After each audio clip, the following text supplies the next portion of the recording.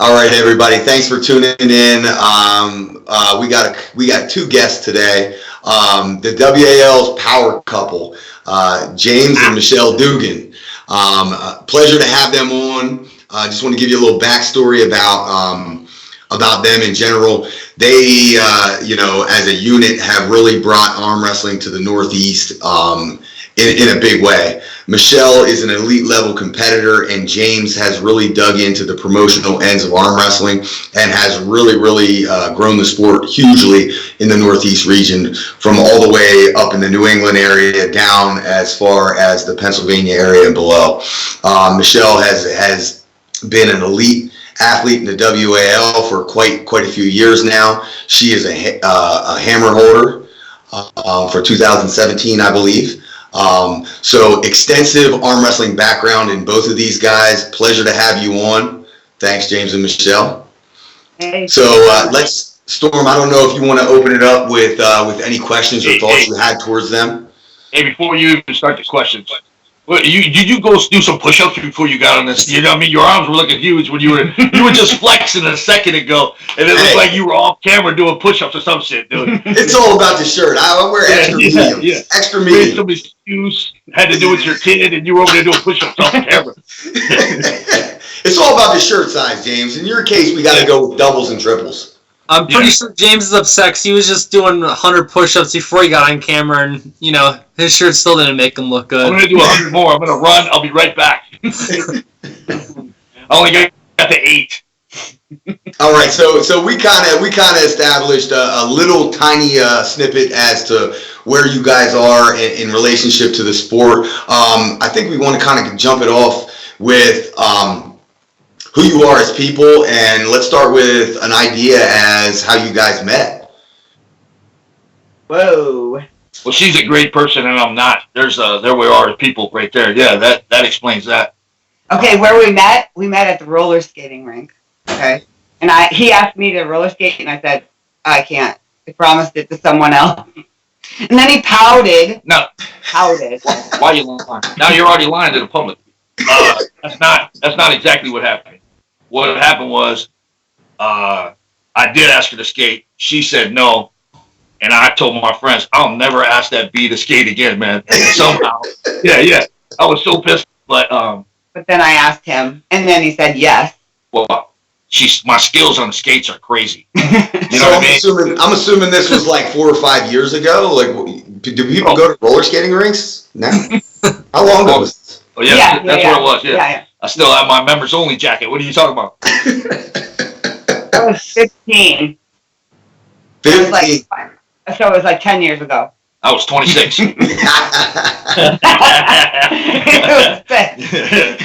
That's a long time, though. That's a very long time. That's commendable in itself. So I mean, Michelle, obviously I know James. Storm knows James. I know dealing with him for that extensive period of time. Well, I was young. Didn't know what I was doing. That kind of thing. What's your excuse now, though? What excuses you have now? It's the money. Yeah. That's a freaking lie. So, how about as far as sports? Were both of you guys always into arm wrestling? Do you do anything else besides arm wrestling before this, or? Oh, no, we didn't do no stinking arm wrestling. What are you talking about? No, I never arm wrestled before. 5 years ago when I first got on the table. Erie was a mecca for arm wrestling. Like, you had, there was an arm wrestling table in a lot of gyms.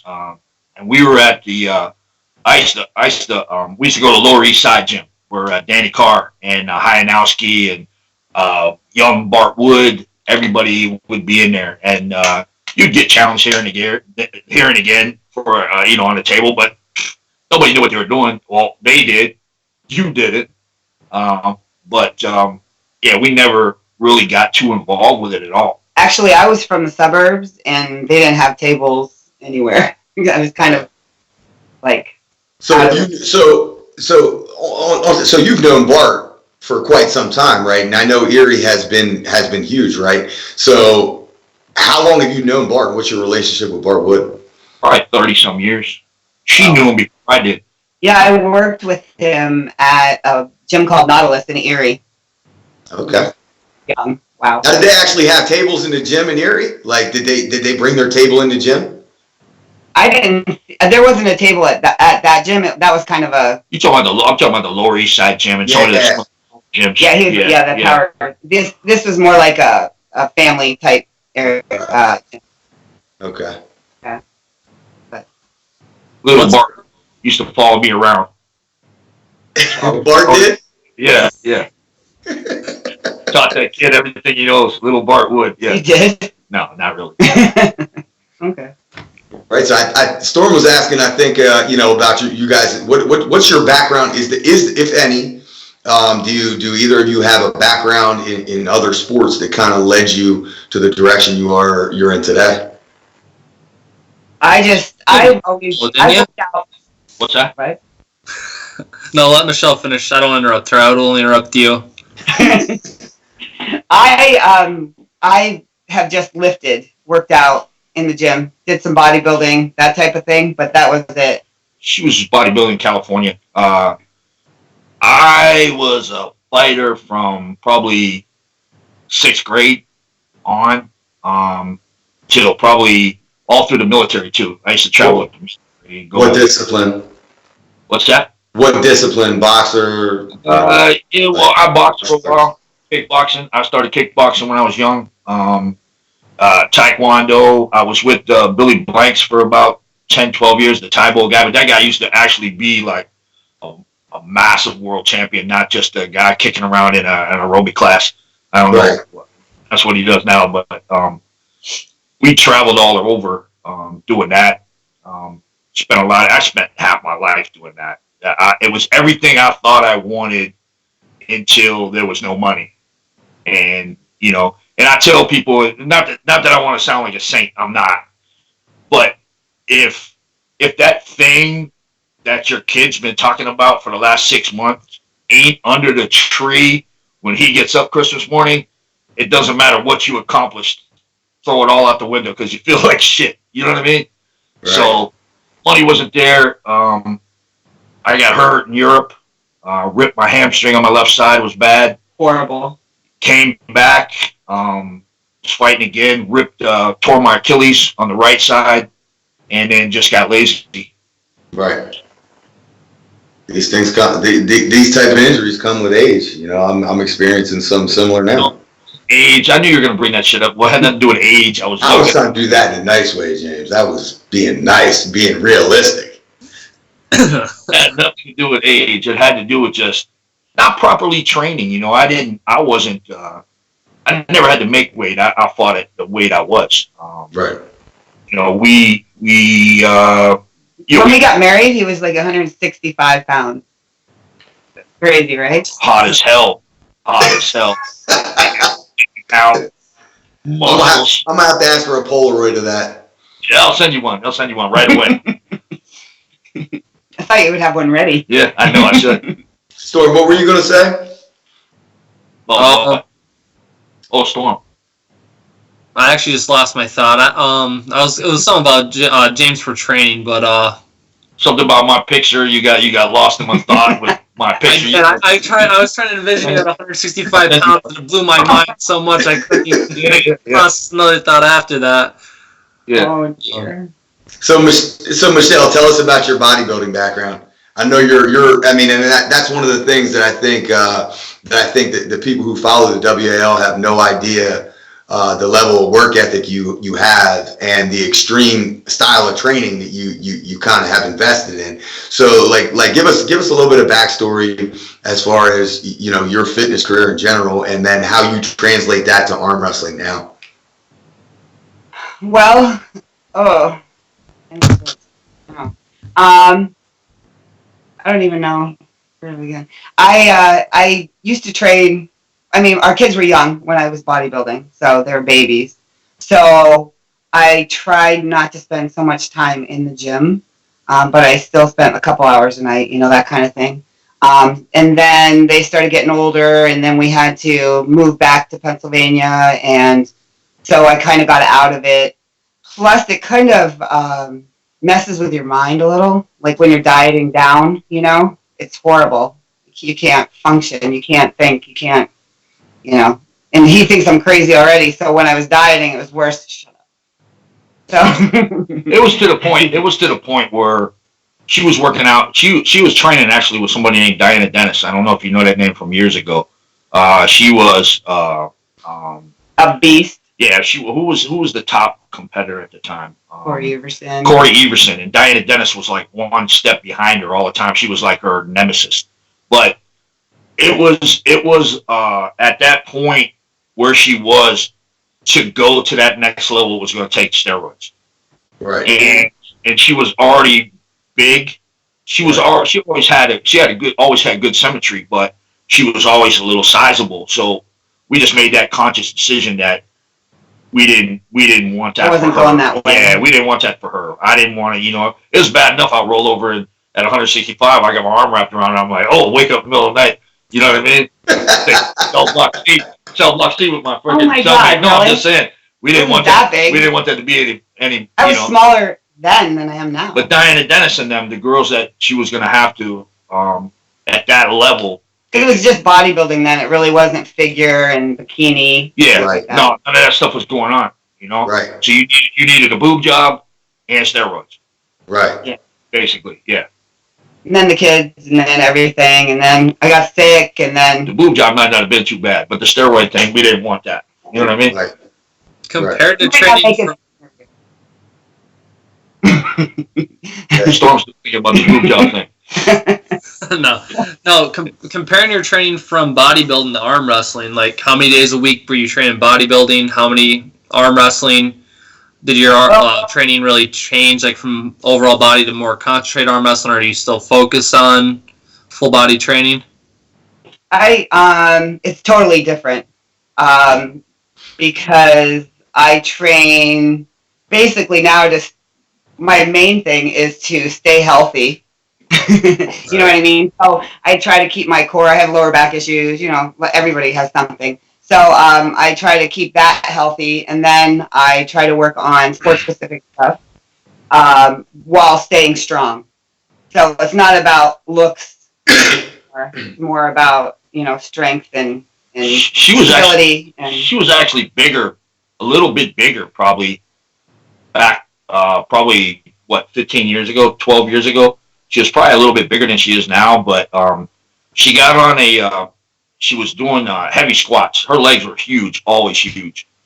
They just grew like crazy. She was doing heavy squats on a Smith, and the machine kinked, and it caused two of her discs in her back to L5S1. Yeah, they're bulging. Yeah, right out. Yeah, so that it kind of put a damper on a lot of things that she was doing anyway. Right. Now, I know you train very, very hard now, and you do some functional stuff, right?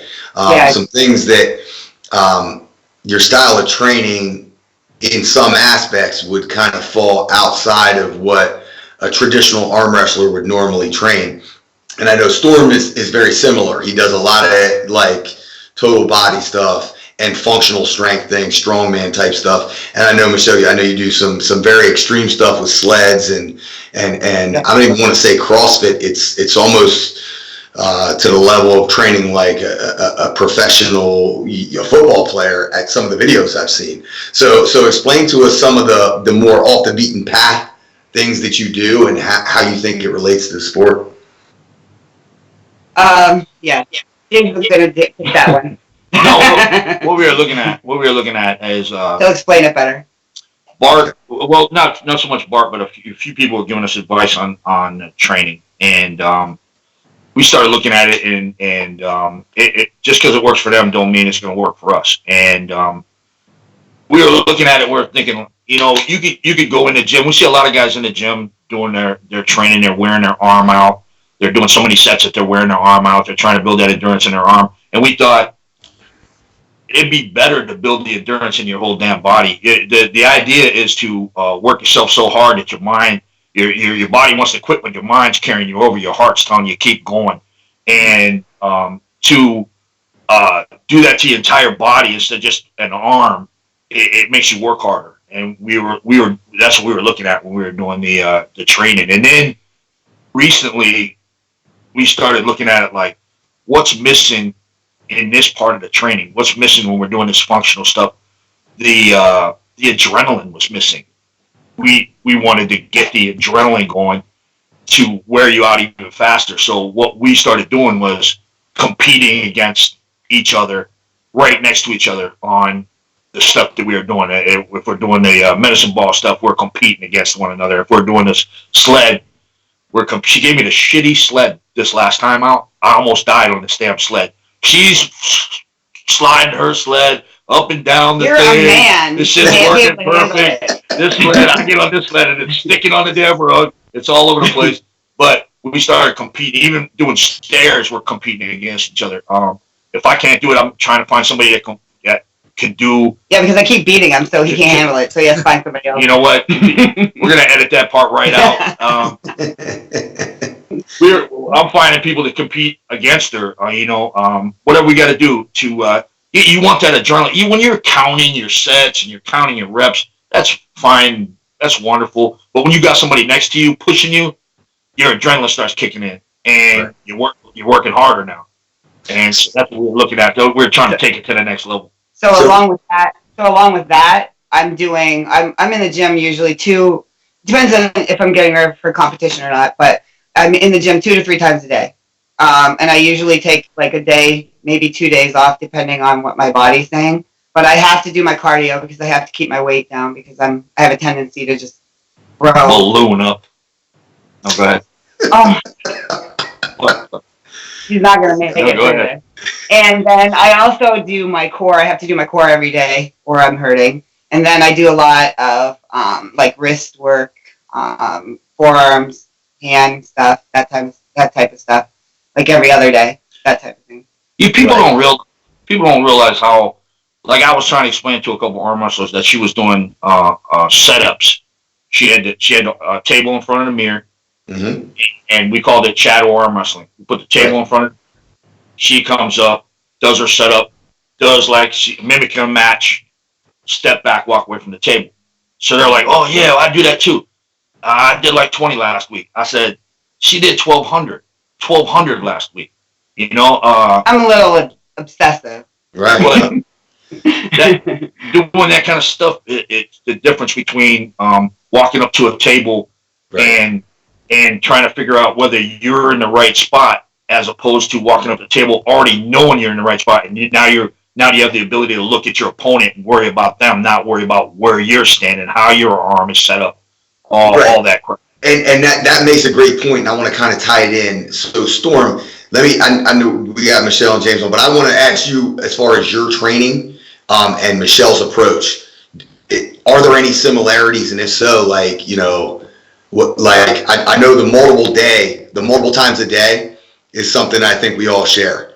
If you want to get it done, if you want to be if you want to be a true professional in whatever you're doing, or you want to be the greatest, I think you have to do a little bit more than whatever everybody else is doing, which Michelle's clearly doing. So Storm, give us a little glimpse into some of the off the radar stuff that you do. So obviously, as you guys know, my training's constantly changing to kind of, go along with my schedule. And it actually depends on who I lift with, because there's, like you said, competing against, certain people gets your adrenaline going up. So one guy I train with, when I'm getting ready for strongman, a lot of my lifts are more, Atlas stone, keg carries, keg loads, log training, and that stuff I really think gets your, central nervous system, amped up, and it gets your full body strength, top notch. When I'm training with like Mike and Dan, it's a lot more of that arm wrestling strength training. And obviously when I'm doing, 2-a-days, I like doing the main muscle group in the morning. I know it should be more arm wrestling based, but I like to do the bigger muscle groups in the mornings. If I'm working a full 12-hour shift, which is my normal shift, usually I'll try to split my workout between half, full body, half arm wrestling.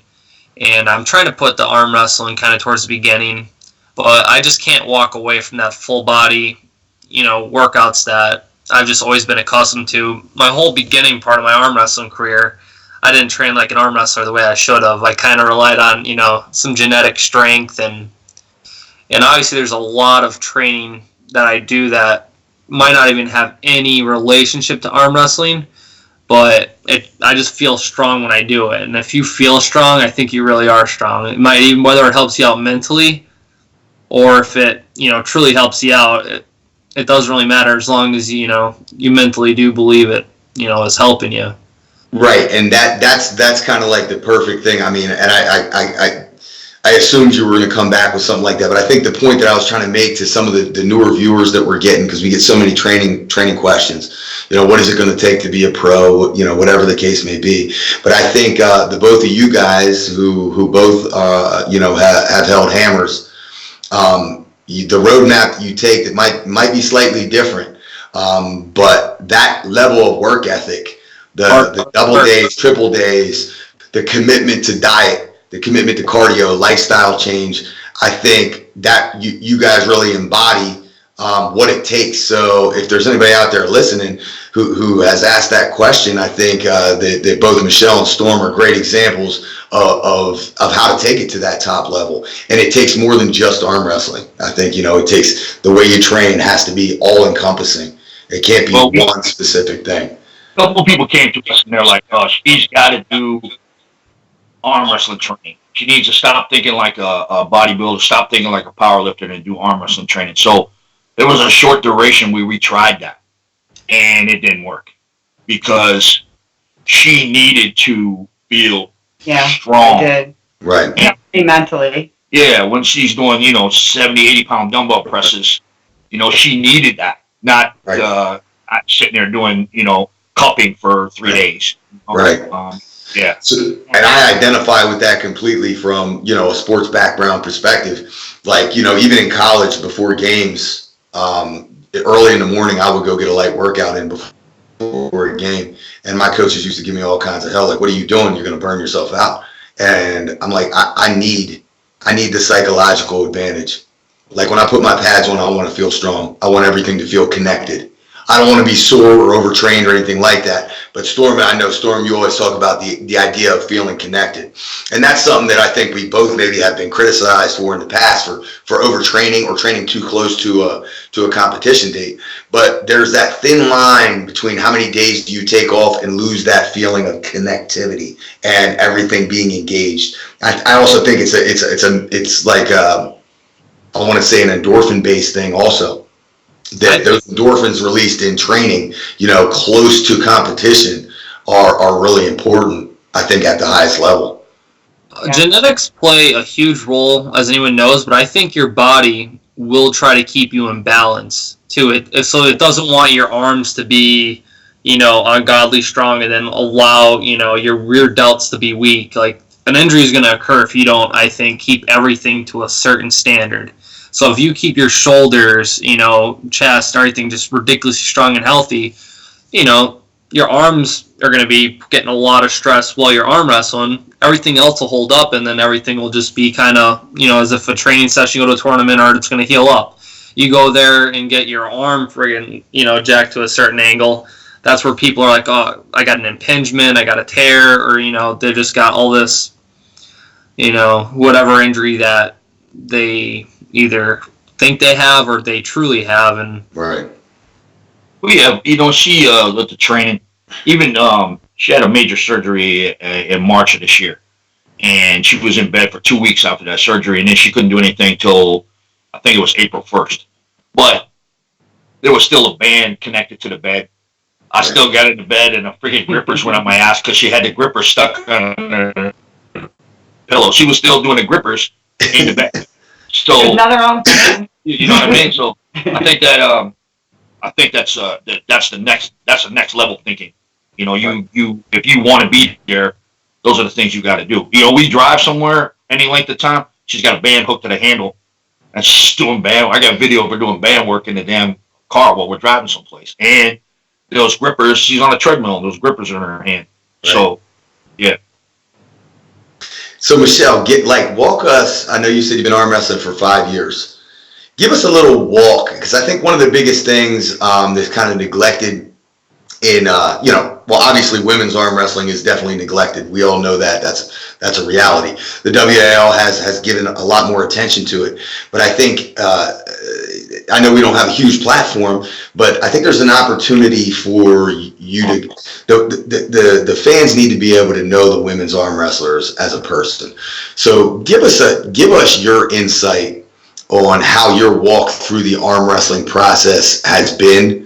At like what were the phases, and at what point in time did you know you were ready for that hammer in 2017? Well, I started out, I tried it, loved it, and I had maybe two practices before my first tournament. And all the girls from Erie came up, and they beat me. I lost, but, I at least beat one person. But I loved it. Right. So we trained, and we went to. I had my coach at the time talked us into going to New Jersey for was it a championship? It was a WAL Atlantic City. Sean was there. Atlantic City in what year? 14. So at the time, the women's weight classes were 143 and 143 plus. Okay. So I was like, all right, well, I was about 160, 165. I was floating there then. What? Okay. Yeah. I don't think so. She's in the 150. She's wrong. Go ahead. Anyway. Yeah, go ahead.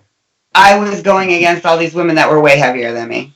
Well, she got beat by Joyce Boone, who was probably at her peak at that point. She got beat by Christina Castro. She got beat by Dina Hayes. Those are the women she ran into. Right. That's like running into Dave Chafee your first tournament. I was ready to quit. I was gonna quit. I'm like, I can't do this, right? And then we talked about it, and I decided to just maybe drop weight and try to make weight. So I did, but the tournaments obviously after that the weight classes were a little bit different, like 148. I started getting into the tournament thing, and if you look at the weight classes for the women haven't weighed 143 pounds since 1960. If you start looking at other sports, you'll see that the women's sports for the weight classes are much more realistic than it is in arm wrestling. So we started forcing the changes. And forcing the other people to wake up and say, hey, look, this is crazy. There's 143. The average, according to the CDC today, the average American woman weighs between 100 and I think almost 160 pounds. Right. And you got 143 or 148 on the top of your weight class.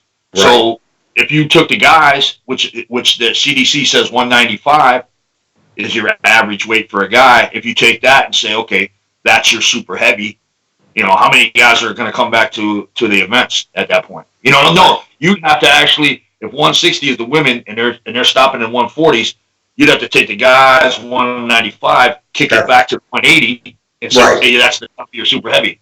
Right. See what happens then. Yeah, it's very similar to like to some events out there that have 198 and then 199 plus. There's a lot of guys that are automatically excluded from that. Yeah, exactly. So. Yeah, no, go ahead. No, you go ahead. It's crazy that the promoters listen. It costs. You can do skipping ahead. Not only we started forcing the weight changes, and you've seen, I can sit here and say that I did it. I can, but I did. I don't care. I don't care what the rest of the freaking country says.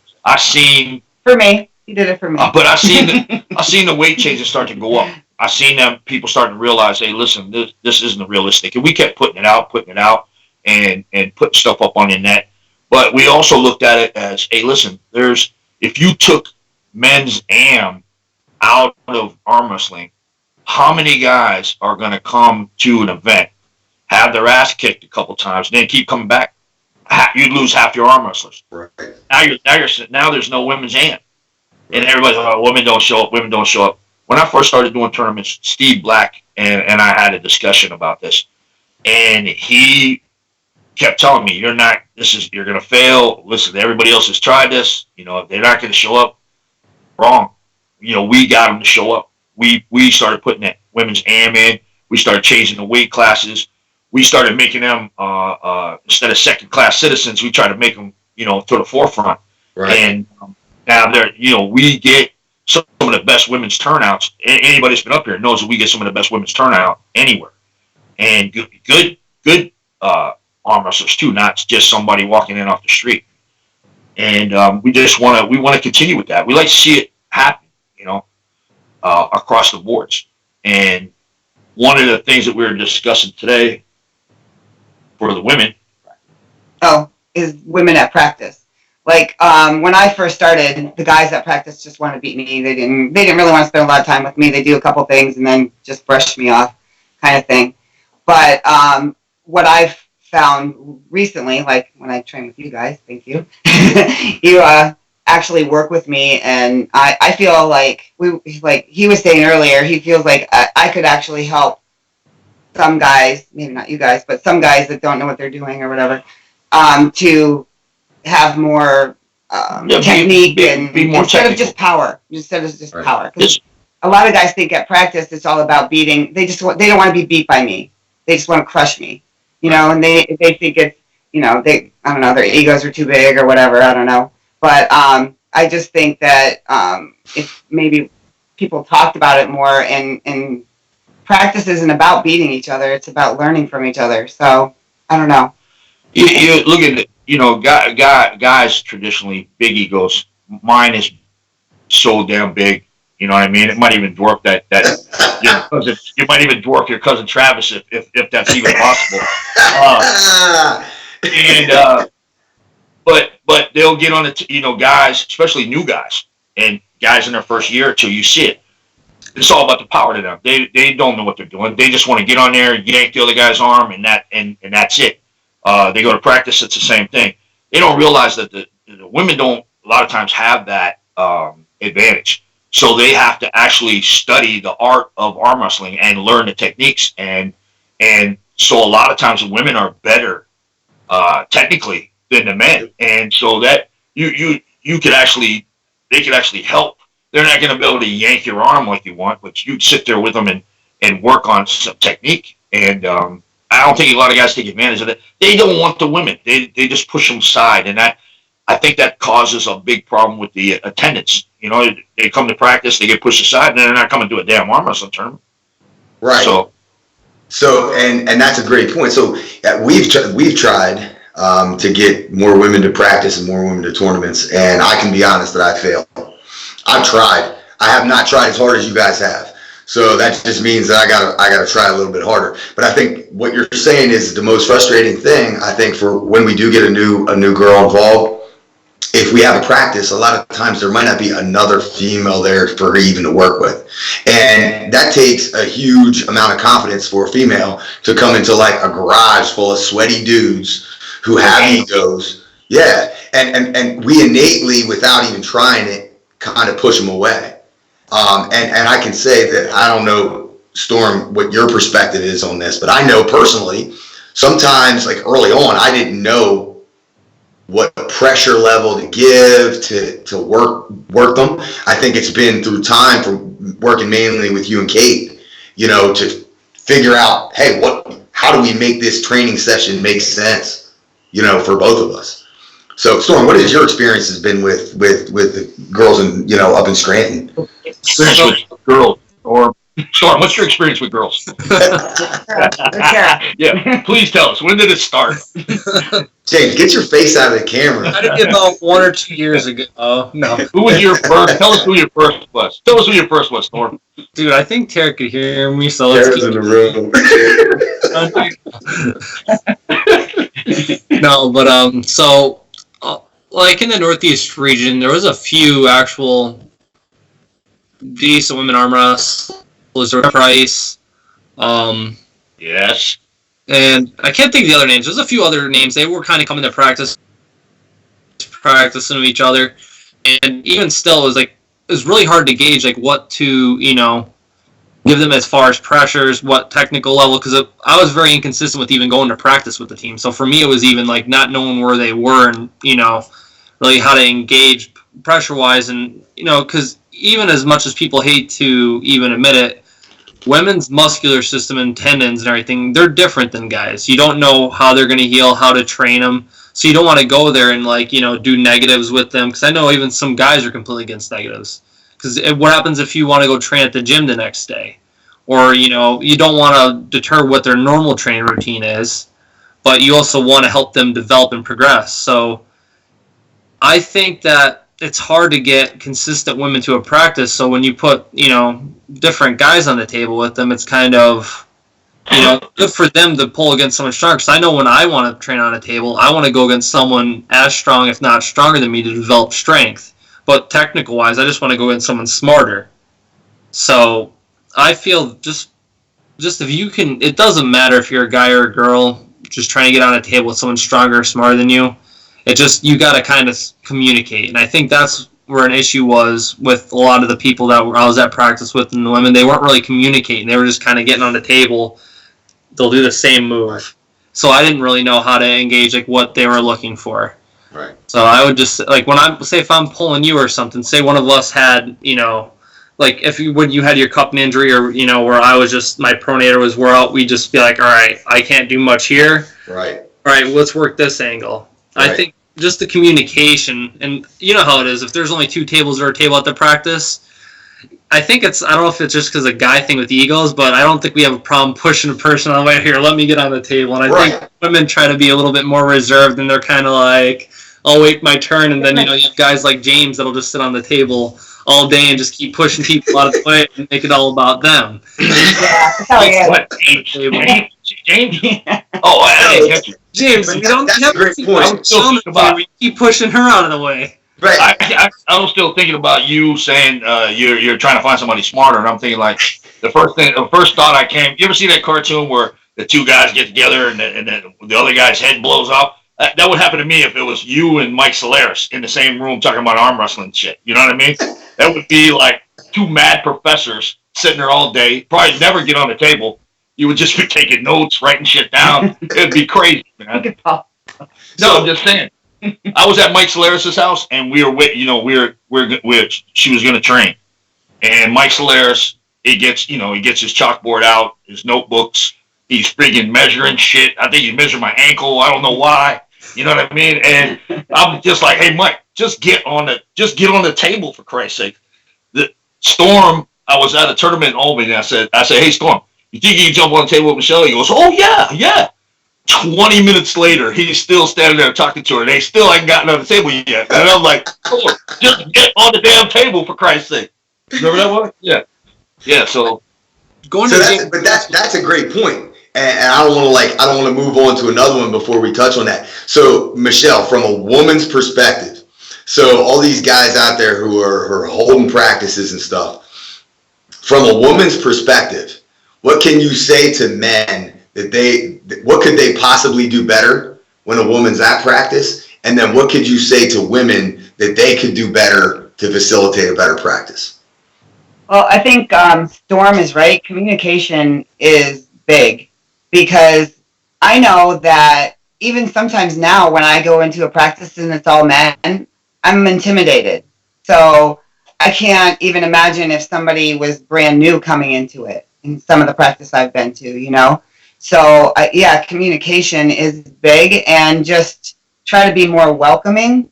Some of them, I get it. I want to get on the table too. I want to pull, but maybe just help out a little bit. Just a little bit would be great. The host needs to take notice of that girl and make sure that she gets through the same process as the guys that are there. Right. Otherwise, she's not being a host. Right.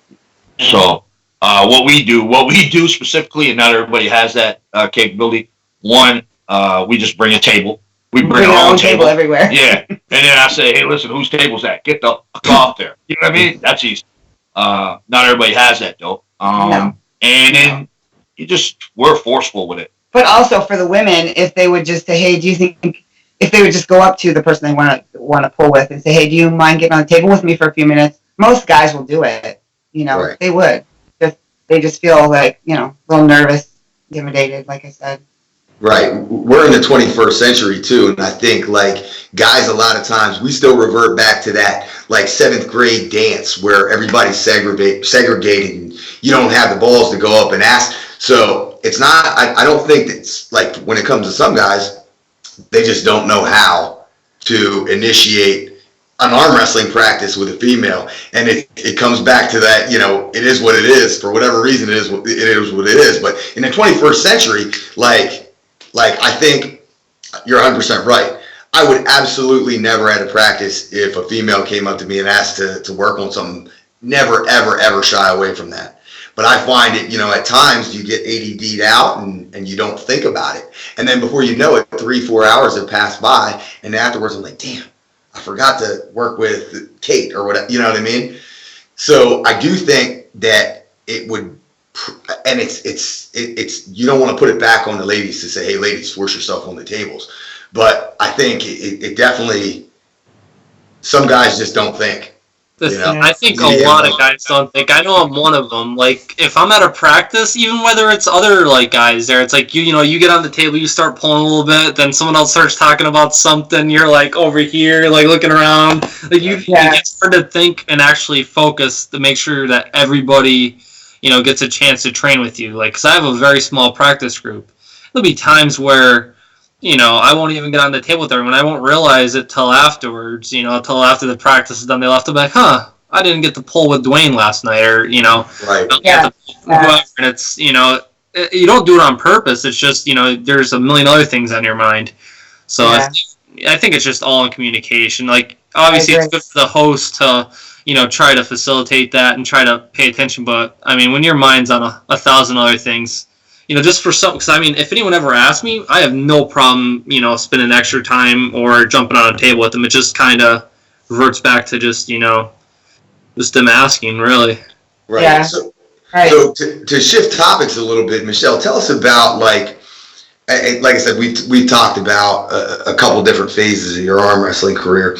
What was the most memorable or impactful moment in the sport for you? Well, 2017, bringing the hammer home. That was amazing. So talk us through that. Talk us through that event. What transpired? Some of the arm wrestlers you had to face to earn that hammer. Okay, well, they started with the left hand, which then my left hand, I mean, it's always been strong, but doesn't know what it's doing. I guess that's. I don't even let it get near me. I'm scared of that left hand. You know what I'm saying? So if my kids are watching this, I'm talking about something else.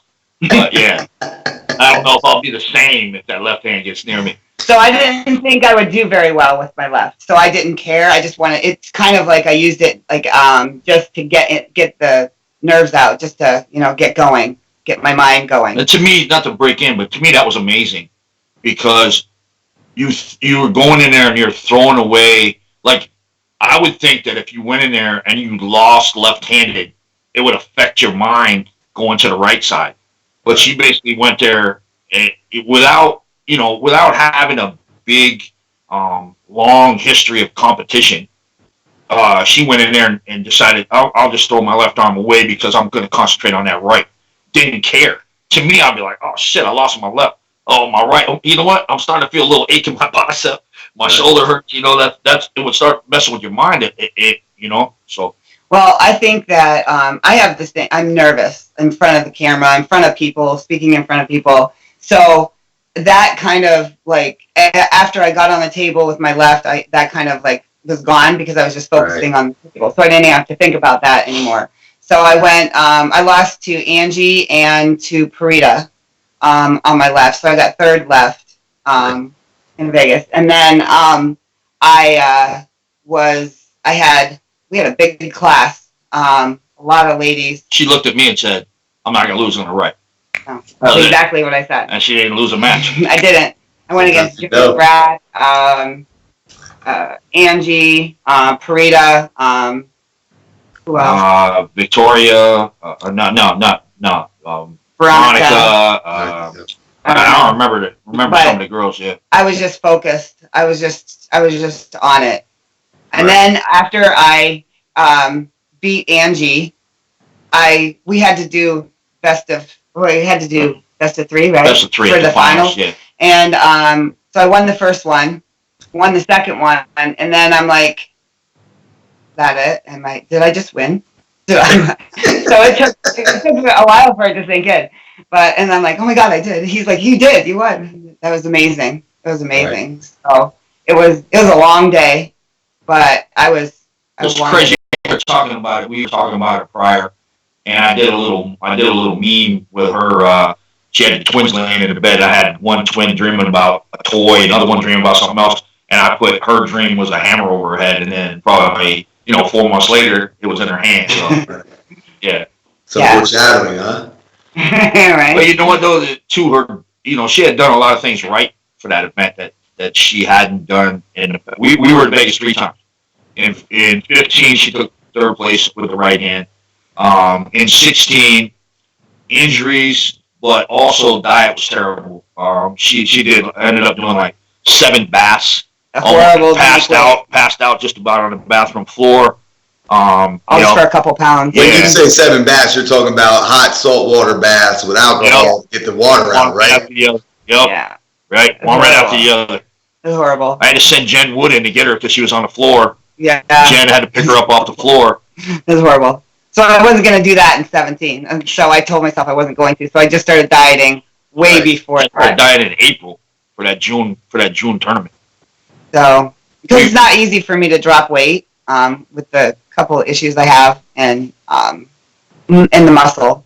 It's mainly muscle. So I have to stop. Usually before a tournament, I have to stop doing legs because my legs just grow like crazy. Like trees. So. See how flat my ears are? You ever see how flat my ears are? Oh my God! No, I'm just saying. I'm sorry. I can be a swimmer. That's all I'm saying. I can be a swimmer. You dumb. You are dumb. Oh my God. But yeah, she got on the plane. Sorry, Andrea. She got on the plane at 1:48. Right. So yeah, and she felt good. Yeah. And she felt good, as opposed to just feeling like shit. Right. There's a thin line. There's a thin line for weight cuts. I think everybody on here knows about that. So, and that can be huge. And it has a major impact. If you don't time everything up right and time your cut right, you're gonna be in trouble. And I think that's an important point out there, for, ladies and men, in this country, in North America. I think we need to acknowledge the fact that the women who are at the top are doing the exact same things as the men in preparation. Like, there is no drop off. So when you go to a WAL finals and the ladies that you see in an elite series, they are true professional athletes in a sense of how they live their life and how they prepare. And I think eventually when we grow the sport, hopefully the ladies that get involved can identify that earlier, and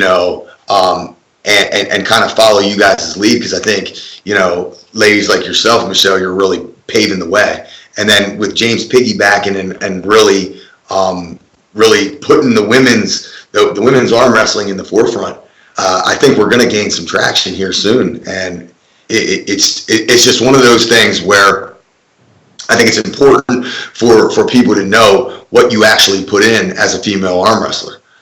So I think this whole session is awesome for awareness in general.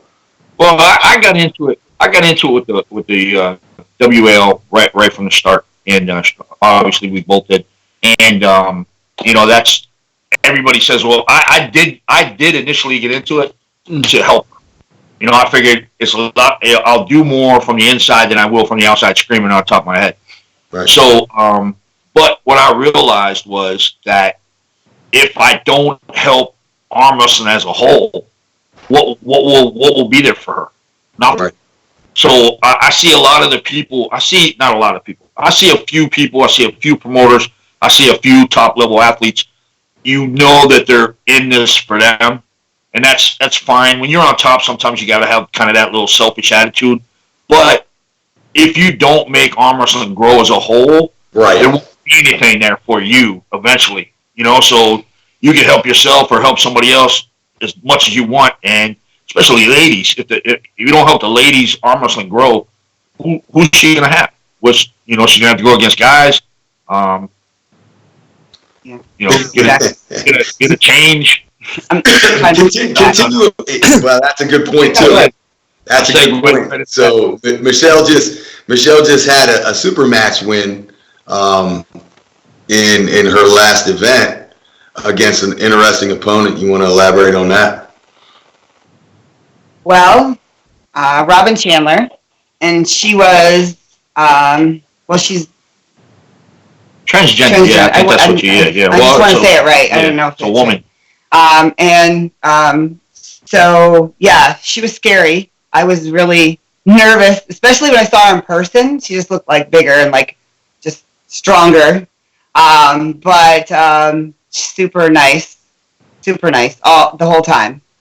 But for me, when I'm getting ready to have a match or anything, I try not to talk to the other person because I don't want, because he tells me all the time I'm too nice, so I'll be too nice on the table if I talk to them. Yeah, they psych her out. They come up and they say, oh, you know what, I haven't trained in like 2 weeks, and I've had a cold, and my kids' shoes, the bottoms are off of them. I don't got enough money to buy new ones. And then she's like, oh my God, I've got it. This is terrible. And then she loses. And you're like, they're doing it on purpose. I used to do that shit. Do it on purpose. Every arm wrestler, they're like, oh, I can toward this. I have this. Especially after ridiculous.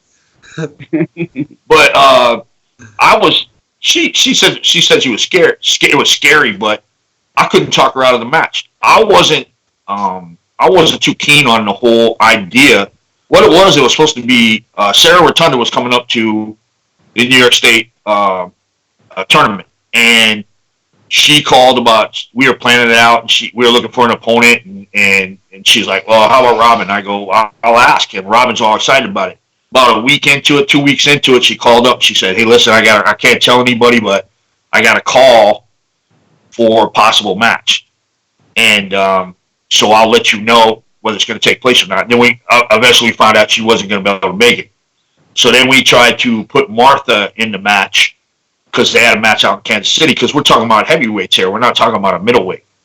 And Martha was going to do a belt title match the week after the New York State Fair, so she didn't want to take the match. Right. So Michelle was like, I'll take the match. And I'm like, I didn't like the idea. I figured it'd be good training if nothing else. I was looking at the 50-pound weight difference. That's what I was looking at. You know? Right. And I didn't know some of the other details, but I was looking at the 50-pound weight difference. That was more concern with me. You know, right. But if we're talking about all this, but it wasn't a concern. Right. You know, she actually had that. There was actually 3 big matches there for her. Right. Robin, Alexandria, and Anna Kenna. Right. Anna Kenna destroyed her in her first year and a half arm wrestling. And Michelle killed that tournament, didn't she? She killed the tournament, killed the super match, everything. And the irony of it is, I remember talking to Michelle a little bit about it, and you were in the room, and the match with Robin, James, you seemed a little apprehensive. Right, you were talking about potentially not taking the match. You didn't know what you wanted to do. The irony of it is, Michelle was about it from the beginning. Like, who cares? What does it really matter? You know, transgender or not, I mean, it is what it is. It's a match. Yeah. You know what? And then I watched I think a video. There was Devin did a video, and about he wouldn't want his daughter or wife or whatever. I think it's a case. You know, I seen the thing in the news about the transgender that did the powerlifting and broke every powerlifting record there ever was, and then they ended up taking the title back. I mean, if she was smart, she would have freaking just, edged them a little bit, and they came back and did it again, But I think it's almost like a case by case. I mean, obviously, people are saying, well, there'll be a transgender division. We can't even get enough women in the damn division, let alone right. You know what I mean? When the fuck is that going to happen? Right. But I think, as far as Robin is concerned, I'm actually a fan at this point. Right. After meeting her and after the match, the way she even handled the loss. Right. She handled lots cordial. No excuses. No freaking, well, you know what, I was sick last week, or the referee screwed me, or whatever. None of that bullshit which you hear half the time, Right. and she stayed in contact. I'm a fan now. So she's a class act for sure. I've heard several podcasts with her on, and she's impressed me because obviously she's going to take some heat, and we can all weigh in with our opinions on the idea of this. And I think you can play devil's advocate for both sides for sure. But I think all things considered, she's a total class act for the way she handles herself in when she's criticized or questioned. Oh, absolutely. And there was just a tournament out in Vegas that the word was several of the women called in and said they were not going to show if she showed. Yep. I didn't have one single woman in the North East complain or say they weren't going to arm wrestle her. Listen. Maybe our women over here are just a little tougher than the women over there up the West. That's all I'm saying. I watched Michelle beat some dudes at practice just last Saturday. So maybe our women are just a little tougher than those. Storm, what do you think? What do you think about that whole topic? I'm sure you heard Devin's little monologue on that. So I do agree that physiology, like men and women, are different. But then you look at the same aspect, like even just go to the guys class. You might see a 154-pound guy beat a heavyweight that's 250 pounds. You have so many different variables that come into there. So if a woman wants to compete against the guy, that's their choice. And they're very well capable of beating them, but there's so many variables. But I don't agree with the transgender being able to go compete in a woman's class unless all women agree or are, on the page of allowing to do so. I think, or even if it's like the opposite spectrum, I think whatever the original, gender, that's the class that they should compete in, unless the other group, accepts them. Like obviously, when you go to like WAL, it's going to be a big rules probably battle, or it's not going to be just a clean cut, dry, right.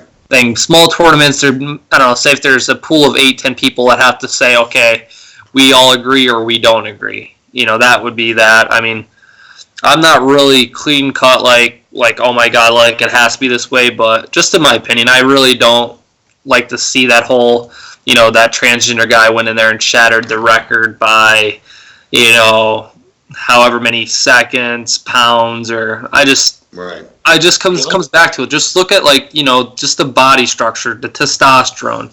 There's too many variables that just just on just a baseline average, why men are a stronger build than women are. Just I don't know. I just don't really agree with it. That's a hard lesson. That's a hard lesson for it's a good lesson for transgenders to pick up on our message right here. If you're going to compete in the women's division, just beat them by a little bit, and nobody will raise an eyebrow. You know what I'm saying? Nobody will say anything. If you go out and just smash everything they do, then everybody's gonna be like, "Motherfucker, you should have never been in that division."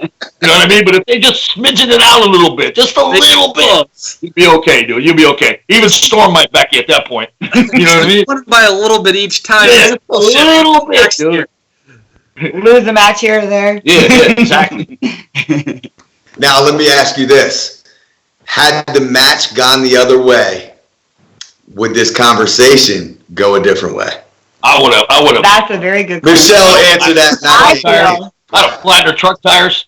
You know what I mean? Put sugar in that tank. Yeah.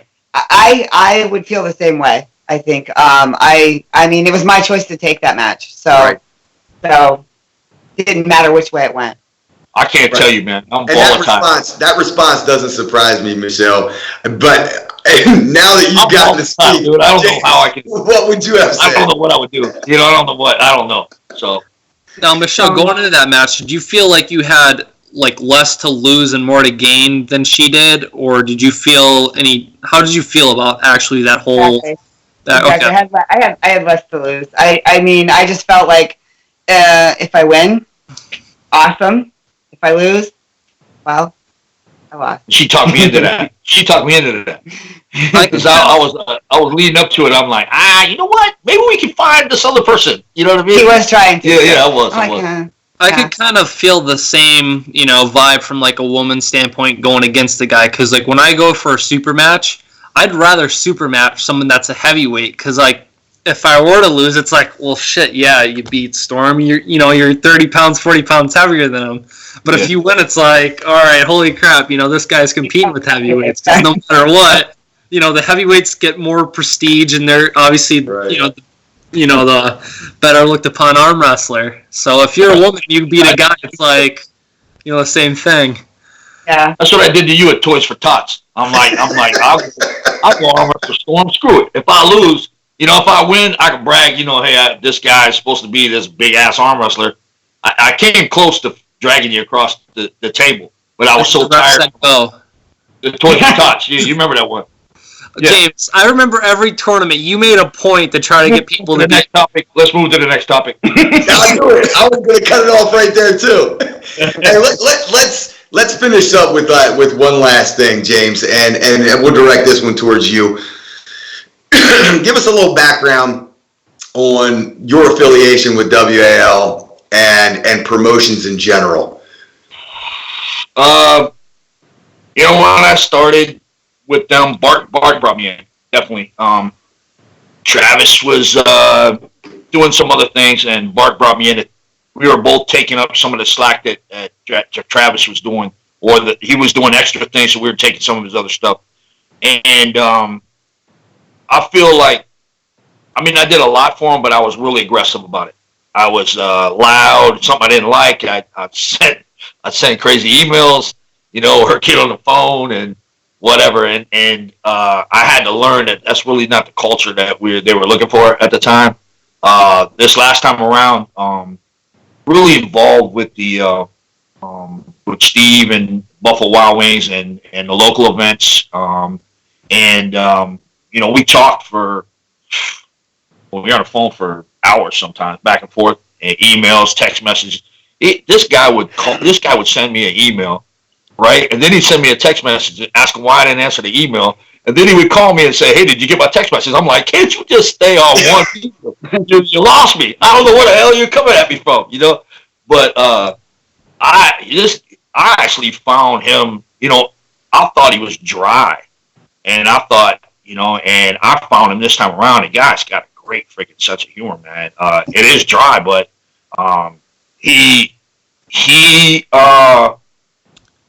he never denied me anything.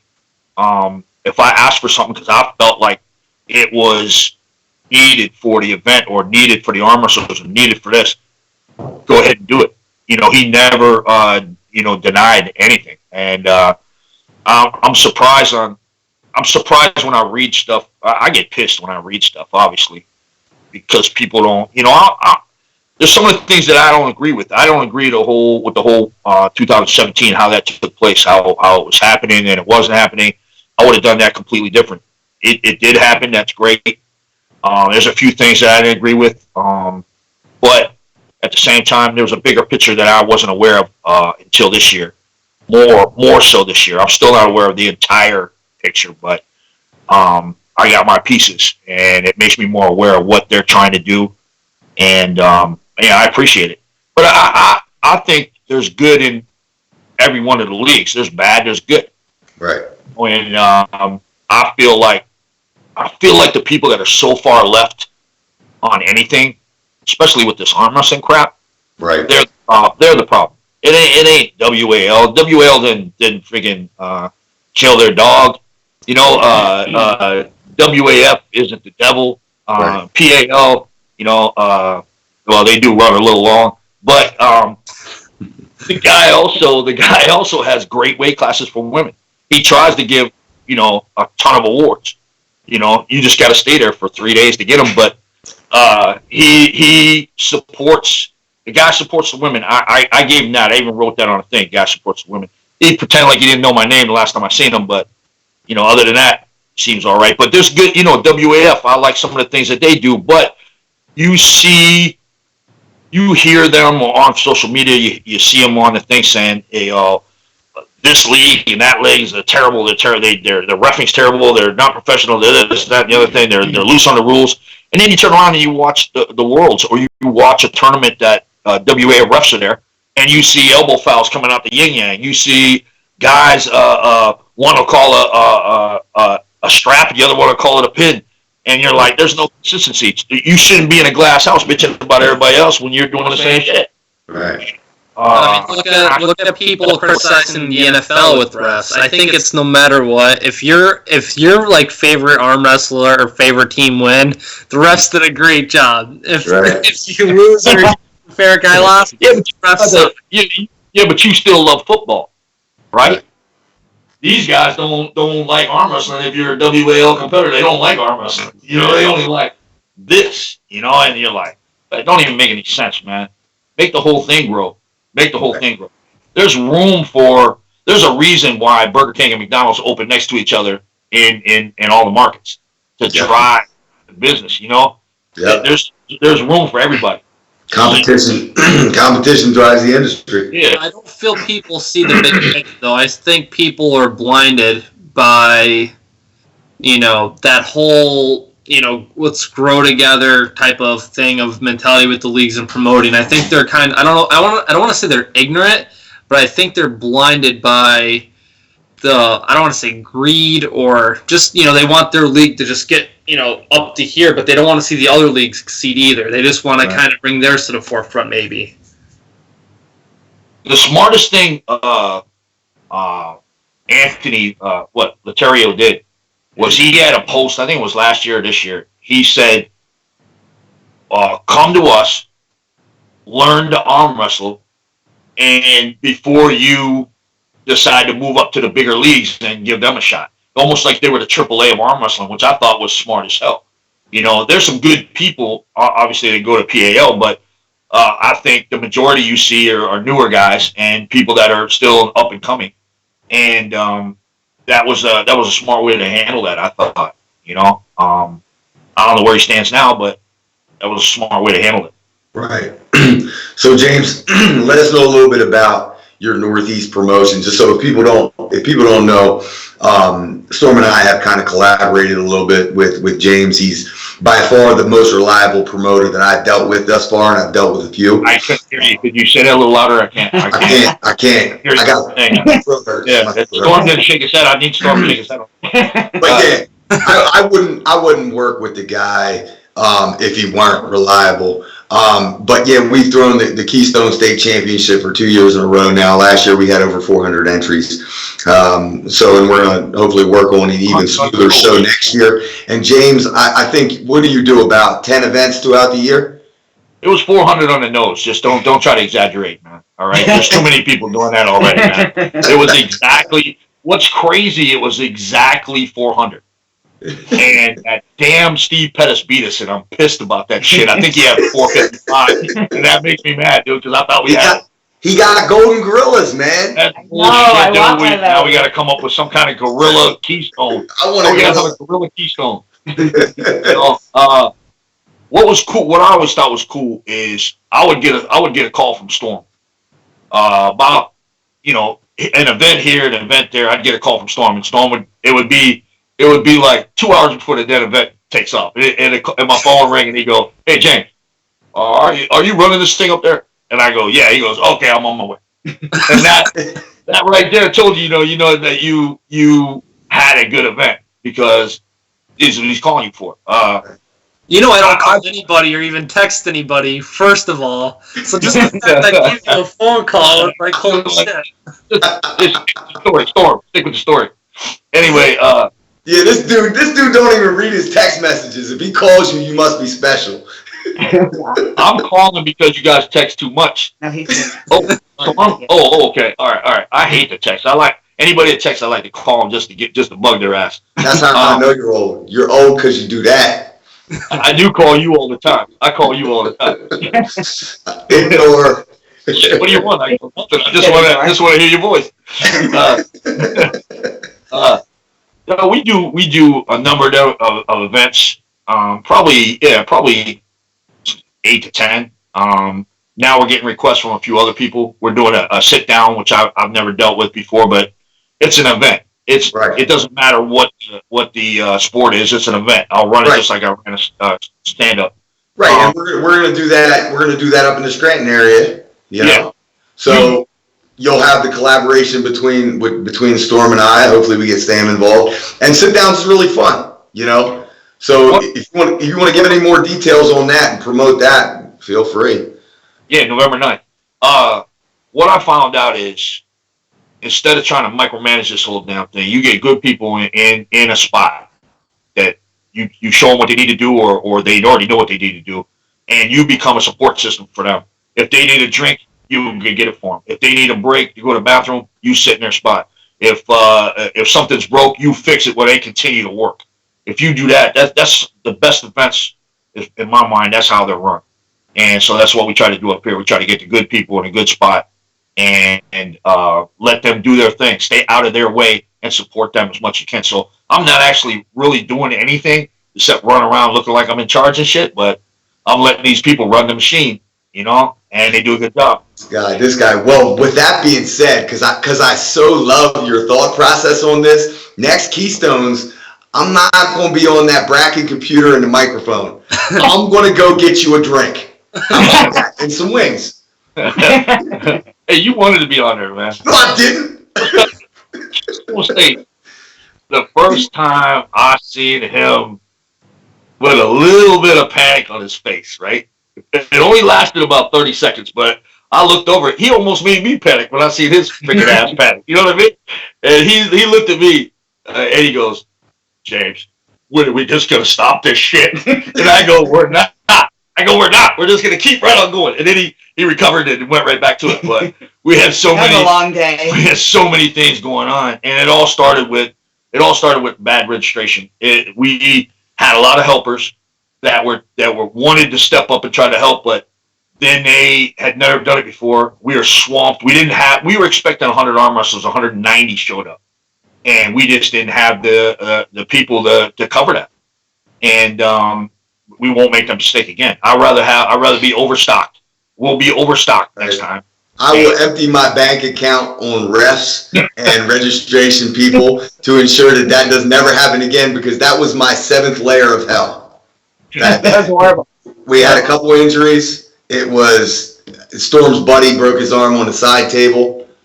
It was, I mean, and all things considered, it worked out okay. Just for me in my little square, in my little personal space, I was not good for at least 30 seconds or longer. You know, everybody, I would say we had more compliments and more. There was a lot of people that had to leave because we went a little long, which you got to expect when you got that many people showing up. When you got 20-some guys in a division, how are you going to get through that any faster? There was a lot of people that went to leave, said they couldn't stay for, not a lot, say a dozen people. Half of those people said, we tried to give money back, and they wouldn't take their money back. They're like, listen, we love this event.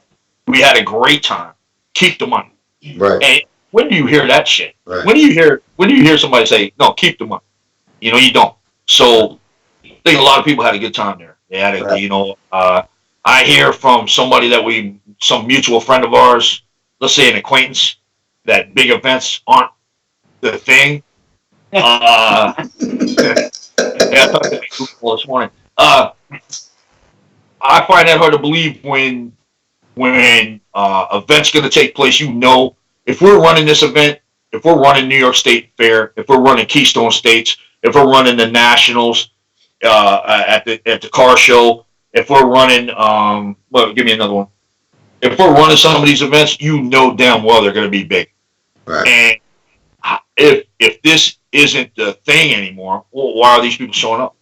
Right. You know, because the real guys want that. They want to test themselves against all those people. They don't want to go to these events where, you know, there's 3 guys and raise hand and say, yeah, I took third. Oh, how many guys? Oh, there was 3. Yeah, that's right. Yeah. They want to go in and say, hey, there was 25 and I took third. You know, and you say, shit, 25, that's a lot. You know, you had a lot of matches. So I don't believe that the large tournament is, I think it's coming back around. And when you're seeing the 400 entries, you're seeing Steve Pettis Did I mention that bastard beat us by 55 inches? I'm so pissed. We got work to do. When you see that, right, you're like, it gives you, what's our goal this year? Me and you talked about it. Our goal is 500. 500. 500. But the motivation behind that, you know, and obviously we want to cater to the pros, but I think, like we talked about the motivation of growing the sport, we want to see more women. We always have kids classes because those are the future of the sport. And then the next level is the first timers and amateurs. Everybody wants to highlight the pros. And obviously we've been doing it for a long time. If you're a pro, you've been doing it long enough, you paid your dues, so you deserve a little level of highlighting. However, the tournament itself, if it's not a facilitator to growth in the sport, then what is it really? We don't want to push away new timers or first timers. We don't want to push away newcomers at all. We don't want to push away women. We don't want to push away kids. We want to facilitate the growth in that area. And I think we had, I don't know how many first timers we had, but we looked at the first timers bracket and I was like, oh my gosh, we're never get through all this. We had to break it. We had to break it up. Crazy. You know, we had it as an open weight class. We had to break the damn thing up because there was too many of them. Right. And the weight differences in the weights were just too much. Right. But you also, when you look at that, is I had a lot of influence on the rule changes for WAL this year, and the reason being is just from all the tournaments that we had been involved with, and one of the rule changes was we were going with first timers as somebody that's never competed in an arm wrestling tournament before, not thinking that, hey, this guy might have been in practice for a year and a half, and he just never arm wrestling tournament. Is he novice? No. The novice, the true novice, is the guy that's sitting over there in the corner. Right. You got this thing going, hey, you know what? I could try it. I could beat that Storm-looking dude. You know what I mean? I could beat him. You know, that's the true novice. And so if we chop those guys, and then the other thing you see is these novice, they'll jump up to the AMs and then take like first or second place, and you're like, what? You see them start doing transitions, they're in a hook, then all of a sudden they're top rolling, and then you're like, bullshit. You know what I mean? Right. Yeah. So that was a big thing to rectify that, and we're not going to see as many coming up of these people that are just walking in off the street. We're going to see some because the sport's growing. We're going to see them, and the more we get, the more hopeful actually we should be about the growth. But at the same time, we're going to get these guys out of there and give these novices the chance to actually do something without sitting in front of a guy. Oh, I haven't arm wrestled for 10 years. I'm a novice. No, you're not. No, you're not. So, and then the other thing is, I believe, and I've talked to a lot of people about this. We changed the weigh-ins to same-day weigh-ins. And, we got a lot of grief out of it, but at the same time, we got a lot of positive, too. But my thought process was on the whole thing was, if I have a 185-pound division, and I have 10 guys in that 185-pound division, and I know Chuck wrote this up, but he wrote it almost verbatim what we talked about. I feel like 6 of those guys are true 185ers. Right. I feel like 2 of them are probably closer to 195, 192, what in there. They lose some weight, they come down. But there's 1 or 2 of those guys that are 205. Mm-hmm. And they are trying to kill themselves to get down to that 185 division. They're trying to weigh in as early as possible on that Friday so they can balloon back up to freaking 208 by the time you hit the match the next day because they're a pro. So you're talking about 2 or 3 in the afternoon, and these guys are monsters by the time they come back. That's not working for me. I like to see the majority is going to be the 185ers, and those are the guys that I want kind of protect from that a little bit and get that honest weight in there. I know we kind of have a disagreement with that a little bit, but yeah. But at the same time, that's how I feel about that. You know I cut weight, man. I'm a weight cutter. I know you do. So do I. But, Michelle, tell this guy what's wrong with him. But I usually only cut like 3 or 4 pounds though. Yeah, she don't cut 20. You know what I mean? If you want it bad enough, you put the work in, you do it. Everyone has the option to gain weight to that 195, 200 pounds and cut the weight, in my opinion. That's coming from a guy who doesn't cut much weight. No. Yeah, well, you know what? I guess if you guys are in control of the WAL rules, then you can make your own damn rules. Hey, with that being said, James. Hey, with that being said, we talked to Bart, and Bart alluded to some really interesting news and some inside information. And I wanted to give you the opportunity to touch on that potential inside information if you have any, or are you going to have to sit around and wait longer? You want me to be the whistleblower? Ain't some shit. Where's my lawyer? I just think you're going to see, some of the problems that took place. Obviously, we all saw it. Yep. Some of the problems that took place at the last one. One of the problems was the damn strap. How many sweaty guys got to use this fucking thing before they change it? You know what I mean? That thing was like a wet noodle by the time they put it on Jerry, right? It was just so they're going to change. They're talking about changing the size of the strap, which everybody should appreciate anyway. They tried it before, but the damn buckles you couldn't tighten the damn thing. The buckles were made such a way that you couldn't tighten it. The material needs to be looked at so it doesn't get just completely soaking wet like it was. There's going to be a rule change on that position that they were in, whether they're going to stop the match on that and fix that strap or let that thing go. What's some of the other things that took place? What were some of the other deals? Maybe the pin line. I don't know. Maybe I don't know. What was it? I gotta go to the bathroom right now. I'll be back in about a half hour. Yeah. So basically you're not giving us nothing, is what you're saying. I thought I gave a whole bunch of shit. No, okay. James is getting old. He probably forgot the information anyway. That's what it is. He can't recall. No, it's all good. And we've been on for a good amount of time now. I think we're coming up to like hour and a half mark. So more than a half hour. You know what I mean? You know how tired Storm is right now? Yeah. He wants to lay down on that couch. My tender meeting. Yes. Tinder meeting. All started. There it is. There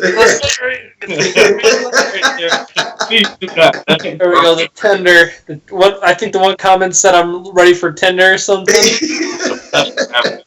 Storm's reading comments. Y'all better watch out now. Thing down. I'm working on it. But I got a lot of good people. Before we finish up, I got a lot of good people like Paul, Storm, Adam Wilmot, even though he's crazy, you gotta, as long as you keep a short leash on him sometimes, but the guy always comes through somehow. No matter if you like him, you don't like him, he's always there. He's always supporting. He always comes driving up. He'll drive up here in the middle of the night if we need something. Jeff Luke, you can't get him to practice, but the guy will come to an event. God forbid he goes to practice. His wife you got to ask his wife. Oh, did I say that online? No. He is a crazy workaholic, but the guy will take his time to come to a tournament. Chuck Bardo, just crazy with the promotion, and the guy will bend over backwards. I mean, he does it too because he loves the whole sport. That guy's my right hand guy sometimes. Steve Black. Fuck, I was on the phone with him for an hour and a half today talking about. I had to get him off the aliens.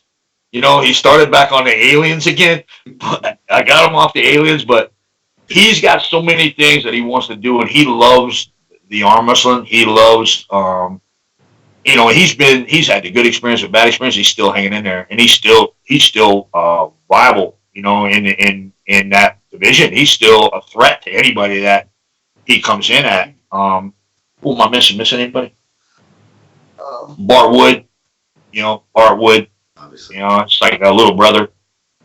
It's not as not quite as handsome, not quite as smart, but a little brother that you take him with you everywhere you got to go. Paul Linn, I feel that way about Paul Linn too. You know what I mean? Hey, there's no way you and I can be brothers. There is way too much of an age gap. What are you talking about? Like I said, crazy uncle, maybe. It ain't that big of an age gap. So, and I wanted to touch on this too. We want to hopefully bring Michelle in a little bit more on these. Obviously, we got a decent close affiliation, and we had some thoughts about potentially having Michelle have a segment with other female arm wrestlers, especially, or we do something special to reach out to the women.